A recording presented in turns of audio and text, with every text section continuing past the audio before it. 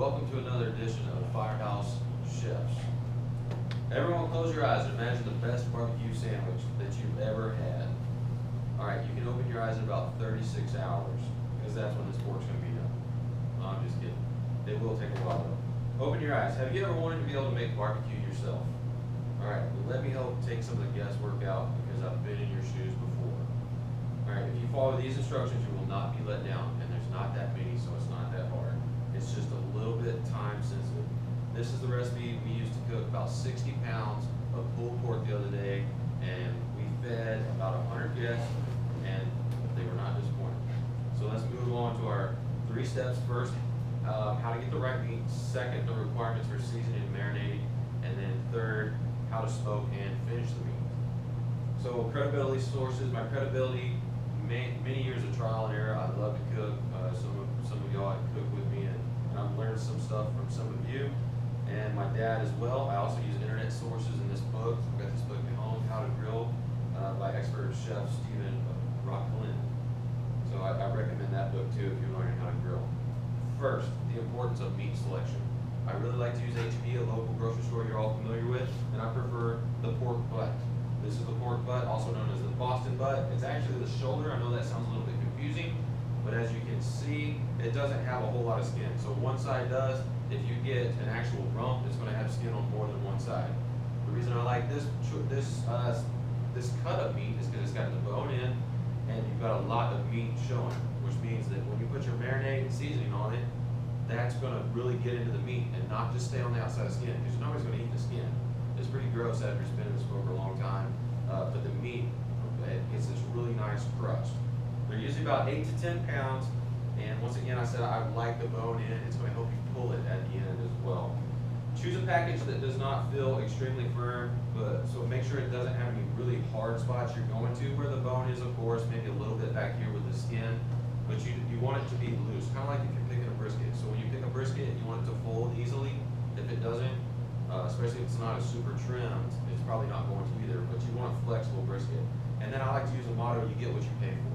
So when you're going after meat, if you've got your choice between choice and prime, you're going to want to go with the prime. It's going to be more expensive, but you're definitely going to get what you pay for, just like pretty much everything else. In transition to my next step, don't forget to get your oil, your seasoning, your extra wood charcoal, and then your beverage of choice while you're there. You don't want to make the trip back and forth. Now let's talk about, we've got the meat, so let's talk about the grill, the seasoning, and marinating. So our second step, I like to rinse it off with cold water. You know that pork can carry bacteria, so rinse it off with cold water, pat it dry, and then you're going to need something to hold the seasoning on. So I forgot to get my mustard out here, but everybody knows yellow mustard. That's the one that I like to use. It's really low on sugar. Some of them don't even have sugar. That's why you know, on a no-calorie diet, mustard's the way to go, not mayonnaise. All right, put you in a light coat of that, and then put this is my favorite rib rub, and it's got a little bit of sugar in it. If it doesn't have sugar, I recommend putting a little bit of brown sugar on there. Sugar goes well with pork. I know some of you will debate that, but I prefer it that way. Leave it out. Don't be afraid to overseason it. Most of this is going to come off, so just season it heavily.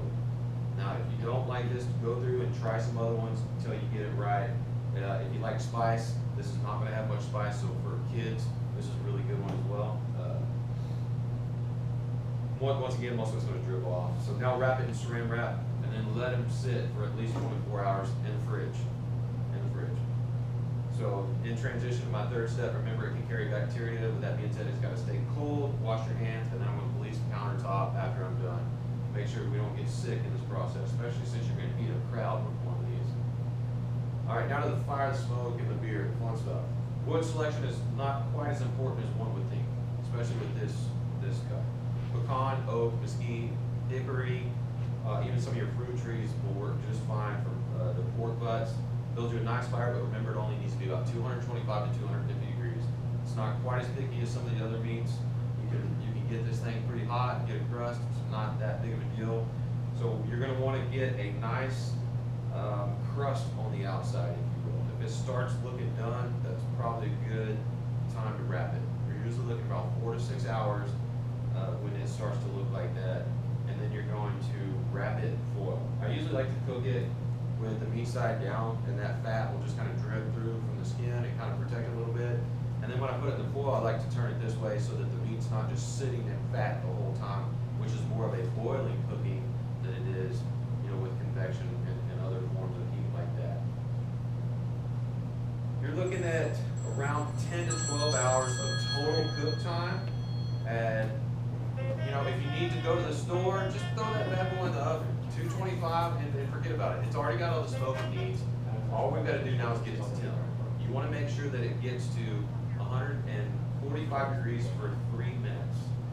That's not going to be a problem if you cook it as long as I do, because this 180 is not going to be an issue. However, it's got a lot of fat in it. So it's not going to dry out as bad as if you were to cook a chicken breast too long, or say a steak. It's going to render that fat out. This has plenty of fat. If you think that it's starting to dry out, get you a spritzer, pour a little beer on there, whatever you got to do, keep it moist. We like to spray ours with apple juice and apple cider vinegar up here, and it works really well. And when you wrap it with foil, we go ahead and put a little bit of that in there too, and that's another way that it will help. All right, so 10 to 12 hours later, unwrap it. I like to let it dry out a little bit, just on the smoke, just to make sure, and pull it. Once you get it off the grill, you want to be there and you want to shred it right away. Trust me on this, it's a lot harder to shred when it's cold. You want to serve on Hawaiian bread rolls with your favorite sauce and condiments. That easy. It's done. Go ahead and transition. If any time the meat looks dry, spray it down. All right? Spray it down. You can use it all kinds of stuff. Conclusion. For a tasty pulled pork, remember these 3 simple steps. Select the right meat and take care of it. 2, season it well and marinate it for long enough. And 3, cook it for about 10 to 12 hours, then shred it immediately.